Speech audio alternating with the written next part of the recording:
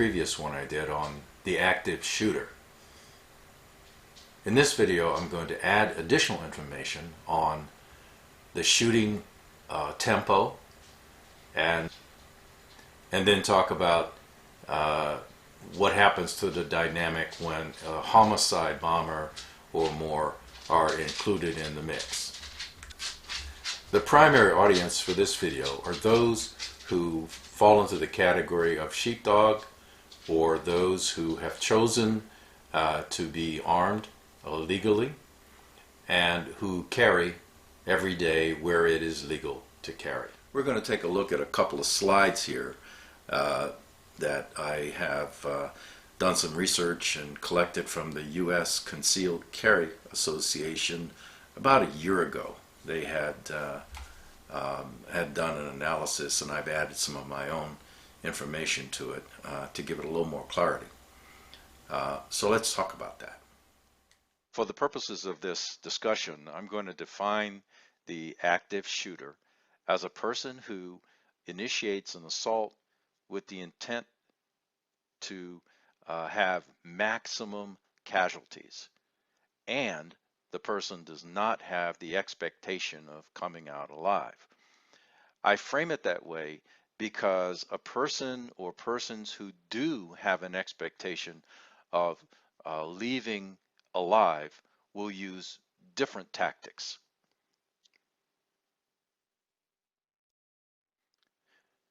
It's important to talk about the type of rifles used. I say rifle as opposed to a shotgun because everyone knows what a shotgun looks like. The term assault weapon has been used. It is important to state that there is no such thing as an assault weapon. There is a phrase, assault weapon, that is a political term that was used to describe a category in the, quote, assault weapons ban that is no longer in effect. Therefore, there are no longer such things as assault weapons, unless your particular state defines such a thing in its law. The correct term, however, is there is an assault rifle. Now, an assault rifle is a military term and refers to a medium caliber, shoulder-fired rifle, not a machine gun that you sit on the ground and shoot. And it allows the rifleman to select between single fire or semi-automatic mode and either 3-shot burst mode or fully automatic. There are no rifles of this type made for sale to civilians, period. Because assault weapons, as defined by federal and state law, can fire in neither fully automatic nor 3-shot burst mode, they are not assault rifles. So there is no assault rifle used in any attack in any mass shooting event. Now, if we look at the chart on the right, the differences between the two, and the one at the top is the modern standard rifle. This is a rifle that is ubiquitous in the United States. There are more of these in the hands of citizens than of any other type for the most part. This particular one I'll refer to as the AR platform. That's Armalite Rifle Platform. It's also the Barbie doll of rifles for a lot of people, including me. The one at the bottom shoots exactly the same, and it is the modern hunting rifle. The primary difference between the two is that the bullets used in the one at the top tend to be smaller than the ones at the bottom. The ones at the bottom tend to go farther more accurately and have more power than the ones at the top, which is why the one at the top is primarily used a lot for small game hunting and self-defense and sport and target shooting and that kind of thing. Now, what's important is that for both, they both can only shoot one round with each pull of the trigger. Now, this is important because you can only shoot so fast with your trigger finger. And The speed is the column all the way to the right, called typical rounds per minute. It is not the 800 rounds a minute that some anti-gun people put out there for machine guns. None of these are machine guns. None of these are assault rifles. So you pretty much, the fastest you're going to go is 60 rounds in a minute. That's one round every second that you pull the trigger. And the reload time is about 2 to 3 seconds. That's to change a magazine. So it's not instant. And by the way, 2 to 3 seconds is not a short time. So no military in the world uses either of these rifles. So it's important to understand 1 round per trigger pull. The top rifle is typically used for sporting and other legal activities. And you're going to get about, if you're really, really, really good, 60 rounds per minute. Now, the problem with that rate of fire is that you're not going to hit shit trying to shoot 60 rounds a minute or 1 round every second. Very few expert marksmen can hit their targets at that rate of fire. Now, that's important to understand when we get to the next chart, which talks about the shooter analysis. Now, before I leave this particular slide, another important thing about how many rounds per minute and how accurate a person is going to be assumes, and we're used to seeing people standing at a range and shooting at paper. When you are the shooter and you are moving and your targets or potential targets are moving, that is the most difficult type of shot to make. You moving and your potential target moving, whether it's a person who is an enemy or a threat if you're a soldier, or game, which is why when you're hunting game, you really don't want the game to move. So trying to say that that rate of fire is going to get you any reliable hits is just absurd. It's very, very difficult to do.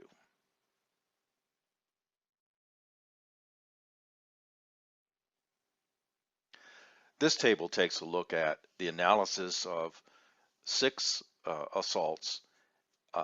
Not that there was an attempt at any cherry picking. These are the only events where this much data that was comparable could be obtained.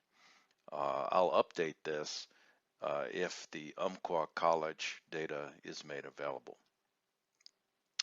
What it strongly suggests is that the rate of fire, that's the nominal rate of fire of 60 rounds in a minute, from whether a semi-automatic handgun or a semi-automatic rifle, is really not relevant. You're never going to get there, and that was my point earlier.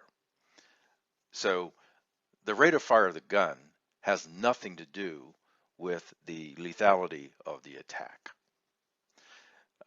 It also suggests that the capacity of the magazine is also irrelevant, because in every case there were magazine changes, and as you saw earlier, 2 to 3 seconds per magazine change is still not going to get you to the 60 rounds a minute rate of fire, but it's not necessary. The 3 categories that really apply are time in minutes, the rounds used per minute, and the resultant kills per minute. With the exception of Columbine, the average time of the assault from the time the first shots were started until the time the shooter was stopped runs between 5 and 10 minutes. The Columbine one, they just had their way with the place. But for the most part, the expectation is between 5 and 10 minutes is the time frame. Now, when you look at the number of rounds used per minute, that's the rounds fired, not the number of people killed, but the rounds fired per minute. You're not talking about a lot of rounds per minute. So this 60 rounds a minute, which is possible, is never achieved. The best was Adam Lanza at 17 to 30 rounds a minute. But keep in mind, Adam Lanza was a well-trained shooter. His mother trained him really well. So he was also a better marksman. So he was able to put more rounds down. For Aurora, same thing. He had taken time to practice. Nidal, who put a lot of rounds down, was a crappy shooter, and he was an army guy. So the capability of the firearm is not relevant because the shooter is not going to get to that tempo, that shooting pace. Okay? Now, the kills per minute becomes very important because that's a function of accuracy as well as tempo of fire. The important thing here is that you can expect between 1 and 3 nominally kills per minute. Then again, Lanza got more because he was much better trained than the other folks. But what's now important is time. Time. The rate of fire of the gun doesn't matter. The time that the people are able to make the attack is. So whatever happens in the first minute, the first 30 seconds, the first time someone sees the attacker or attackers, action must be taken. Action must be taken by someone. In 2 cases, the action was taken. If we look at the assault on the bus in Paris, for example, where the 4 guys jumped on the attacker, totally caught the attacker by surprise because he was expecting a bunch of sheep on the bus. In the Umpqua shooting, a veteran jumped up and caught the shooter as he was coming in the doorway and stopped him from coming in. But that defender took 7 shots in the body. Fortunately, that defender is alive and well. But the point is that it stopped that shooter. And what happened then was the shooter tried to get out of the building, ran into uh, two police officers. They put rounds on him, hit him once, did not kill him. He went back inside and killed himself. In other words, he was stopped. So it's whatever happens in the first 30 seconds, the first minute, somebody has to take an action. Now, while that's going on, the other part is, remember, moving targets are hard. Moving targets are hard. So your first action, if you are not armed and you are not capable of stopping the threat, you run like hell. You run like hell. You do not hide somewhere unless you can lock that place. You become a moving target and you run because the shooter is moving, you're moving. It's going to be very difficult for that shooter to put rounds on you. So what happens? Whoever, if they can, addresses the threat to, to stop in that first minute, which then gives more time for law enforcement to show up or someone else who may be armed to show up and then put rounds on the shooter. What's important here is that if you put rounds on the shooter does what anyone would do. They go, oh crap, and they look for cover. They're not soldiers, they're cowards. And they're going to stop. They're going to realize they've been engaged. They're not going to know who they've been engaged by. They will stop, they will run, or they will kill themselves. That's pretty much the way it goes. Now, I'll come back to this slide in a minute. I'll leave with a final thought on this presentation part is that no matter what, unless the assaulting person or persons are stopped immediately, there will be casualties, either deaths or people wounded. And What makes the difference is time. Now, given that law enforcement takes between 3 and 5 minutes in most cases to show up, and that's assuming that they've showed up and haven't put rounds on the target yet, there will be between 3 and 15 dead by the time they show up. This makes the case for having armed citizens carrying concealed on the premises, embedded with as many people as possible. Because the probability is that one of them or more will be at the point of entry and able to put rounds on the assaulting people immediately. And the more of those people that are present, that creates a gauntlet effect that, remember, as soon as the bad guys start receiving fire, they will stop what they're doing and try to get the hell out of there. They will not stand and fight. Time matters. Now, there's a little comment down at the bottom of this slide. It says it doesn't matter. A lever action rifle with a 10-round capacity, think of the Old West type of gun, would do exactly the same and have exactly the same effect as some of the other rifles that have been used in these assaults. They look differently, but that doesn't matter. The bullets will come out the other end at the same rate and have the same effect. So politically, the focus should not be on the firearms.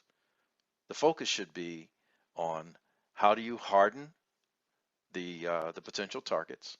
And I'm a fan of having as many concealed carry people as possible in there, and or providing barriers to entry. So I hope this particular set of data has been helpful to what your thinking might be. I'd appreciate any comments. Now, I hope you found that analysis useful. It wasn't intended to be entertaining. It was intended to be educational.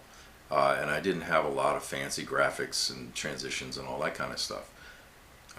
Because the point is, I think the data speaks for itself.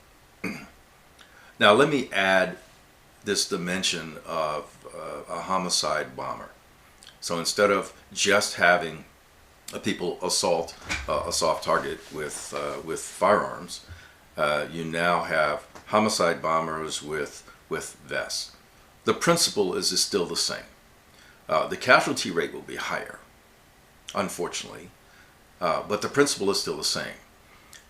These people they think they're heroes, but they're cowards, because they're intended to inflict as much damage on innocent people as possible to make a political point or a religious point if you happen to be radical Islamic folks. The point, though, is that time matters. And once you put rounds on them, and there's nobody there to do that, that's why it's a soft target, and they know that in advance. Once people start putting rounds on them, or they get to a hardened part and can't move forward their agenda. This happened recently in the Paris assault, where fortunately for the citizens of France, these two yahoos could not get through the hardened checkpoints, and so they just detonated their vests right there. There were still casualties, but can you imagine what the casualties would have been if they'd been able to get inside that hardened part of the perimeter? Now, we have lots of soft targets in this country. We have schools, we have entertainment venues, we have all of that. We're also a democracy, so we can't have a cop living in our bedrooms and all that kind of silliness. So the principle is still the same. The best weapon that America has against this kind of thing is the Second Amendment. What does that mean? It means the more concealed carry people that are embedded in the soft population, the more difficult it's going to be for anyone who attacks the soft population to continue their attack. That doesn't mean there will be zero casualties. But it does mean that the amount of casualties, both wounded and killed, will be kept to a minimum. The worst thing to do is to have the mindset that you're going to wait until help arrives. Because for every minute you wait, between 1 and 15 people die.